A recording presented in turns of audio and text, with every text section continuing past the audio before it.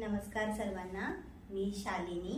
आज मी तुम्हाला माझ्या एका अनुभवाबद्दल सांगणार आहे।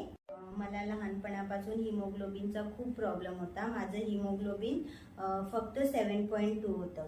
7.2 हिमोग्लोबिन खूप कमी असतो, त्याच्यामुळे मला घरी चक्कर येणे, पुन्हा जॉबला जाताना लोकल ट्रेनमधून चक्कर येणे, हे सर्व समस्या मला उद्भवत होत्या।